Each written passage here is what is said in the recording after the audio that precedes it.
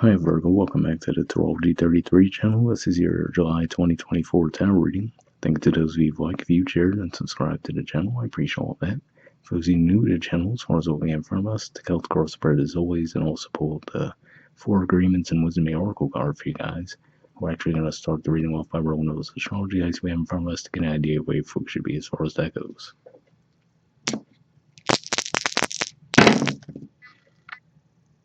Alright, we have Aries, and for you guys, Aries is your 8th house of death, rebirth, intimacy, and investments. Astrologically speaking, we have Chiron there and the North Node as well.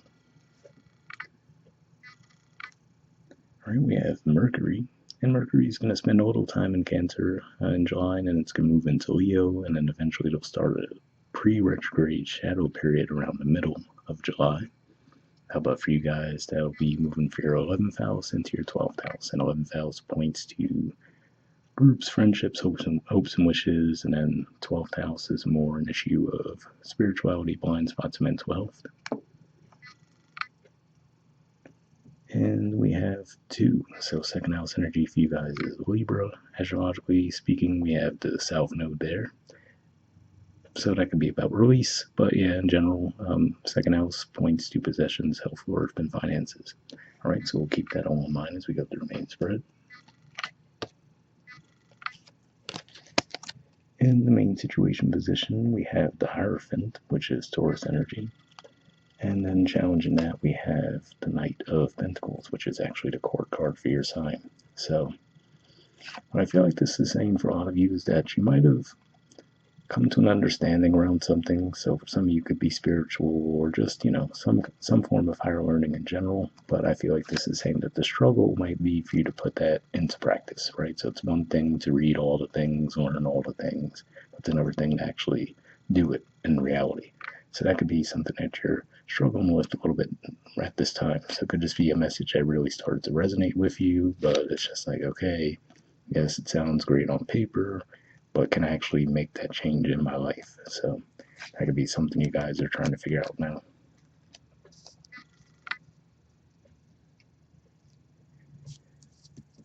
All right, in the foundation position, we have the Queen of Cups.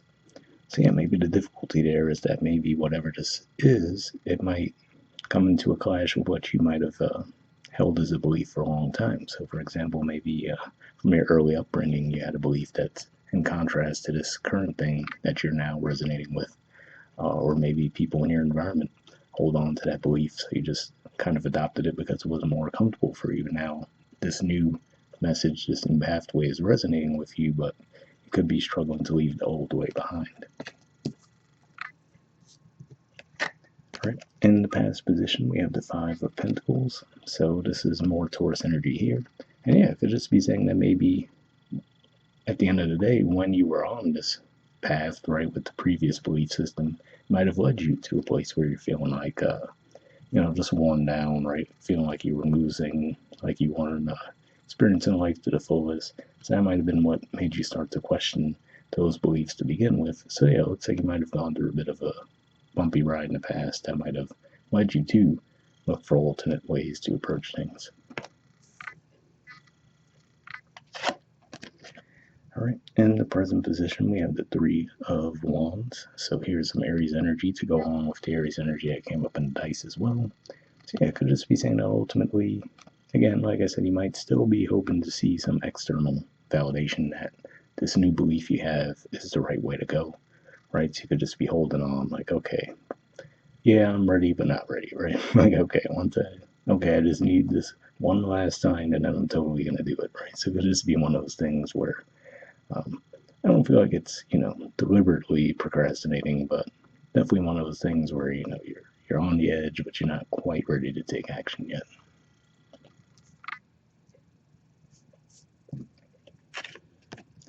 All right, in the near future position, we have the Empress.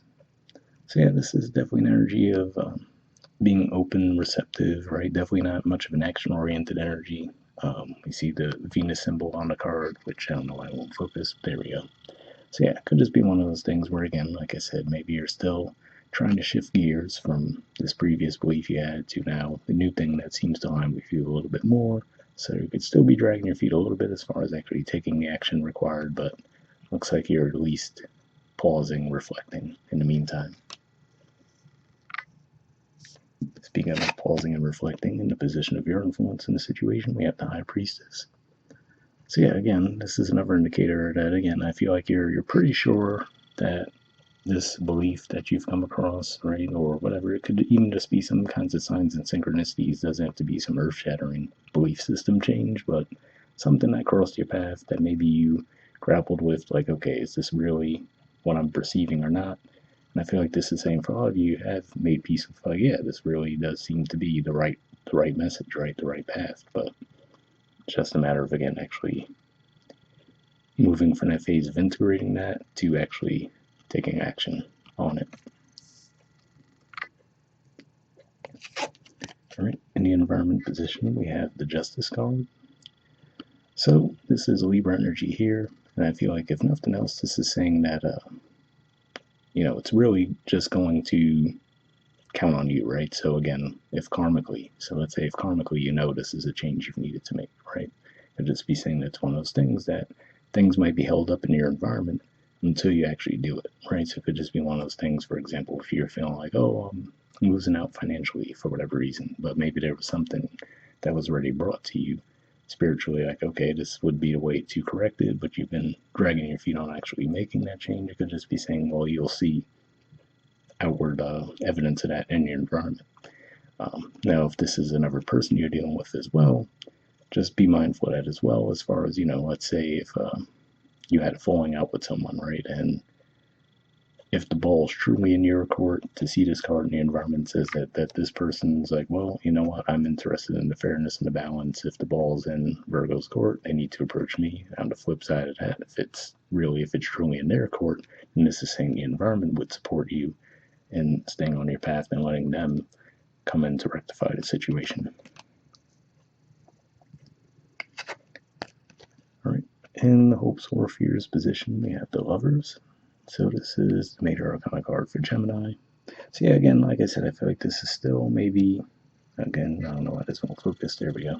This still might be one of those situations where you're still hoping to see a little bit more of a sign, right? Like, okay, like I feel like intellectually now you might be like, okay, I get it, right? But you're like, but I just want to see one more sign, right, before I actually do the thing. That could be what you're looking at right now. And if we look at the artwork there, right, it could be a push-pull dynamic between feminine and masculine, right? Like, okay, should I really wait, right? Like the Three of Wands, or should I hop into the more masculine energy and actually be more action-oriented toward the change? Seems to be leaning toward the latter there, but, could play out differently for some of you. And in the outcome position, we have the Page of Wands. So to me, this says that it looks like eventually you will finally decide, like, okay, yeah, let me take the action, right? I've integrated the lesson, now let me actually act on it. So that looks like a positive outcome there.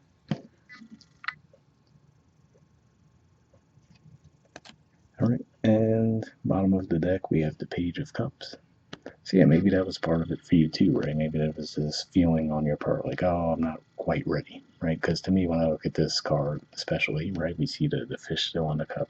To me, that represents something that might be rushed, right? Like, okay, you didn't even really take the time to look and see whether or not there was a fish in the cup. So it could just be one of those things where, you might feel like, oh, yeah, I get it, right? I know the thing, but I'm not quite ready, right? So just a super generic example, let's say you're someone who graduated from college recently, right? And they're like, okay, I have the degree, I could go get the job, but then you're giving yourself excuses to actually go out and pursue the job, right? So it could just be one of those types of things.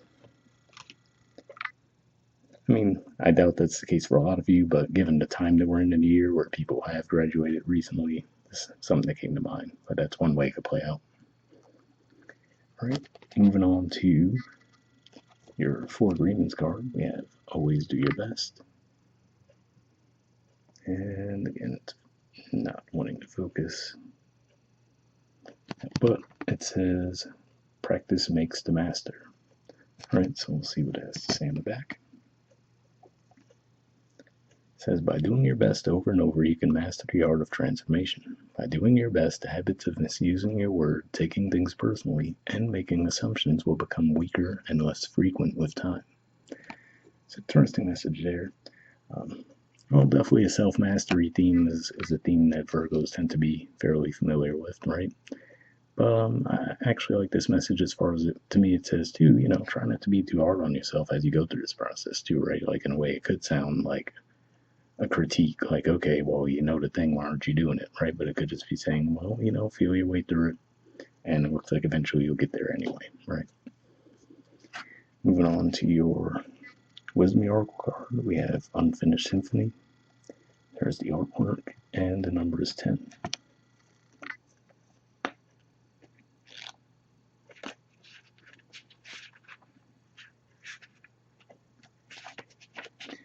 Right, essential meanings says unfinished business, an incomplete lesson, lack of closure, the need to make amends. The Oracle's message: this is a time to tie up loose ends as you near the completion of a cycle or project and mastery of a lesson or skill. Before you can move forward, it's important that you come to terms with where you are now. Practice radical acceptance. Take inventory so that emotional and psychological closure can occur and the answers you seek will be found. You can't move forward if you're leaving things unfinished. Reflect on what has passed so that the symphony can finally end on a high note. So yeah, definitely a great message there. It does seem to resonate with the overall theme of the main spread, so hope it have resonated. The relationship message says moving on is difficult when love lingers, things are left unsaid, and you haven't had the opportunity for closure in your heart. And you haven't had the opportunity for closure in your relationship and in your heart. You can still feel bound up in relationships when closure is denied you. It's important to achieve this for yourself. Write that letter, make the call, or have that conversation over a cup of coffee. For peace of mind, accept matters as they are, make amends if need be, and declare your feelings, even if only to yourself. Be clear about what was left unresolved, and close the door on the past so you can set yourself free. Only then can new love blossom.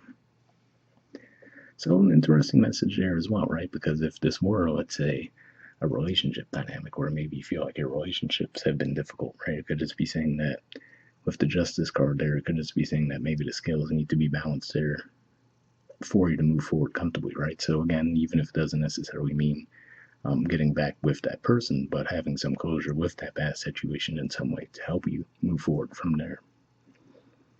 Right? The prosperity message says make sure you complete projects now before starting new ones. Perhaps you have created something special that will increase your sense of abundance and bring you opportunities for wealth. However, if you don't see it through, it won't add up to anything but more clutter. Now is the time to put your nose to the grindstone and complete the tasks that have accumulated. Pay your bills, sign the documents, do your filing, do your filing, hand in an assignment, complete a work of art. Tie up loose ends so you can move forward with surety, knowing you're on the prosperous path and feeling refreshed and excited about the future. So yeah, definitely a positive message there as well. And I hope it resonates with you guys. We'll wrap up there and I'll see you all next month. All right, bye.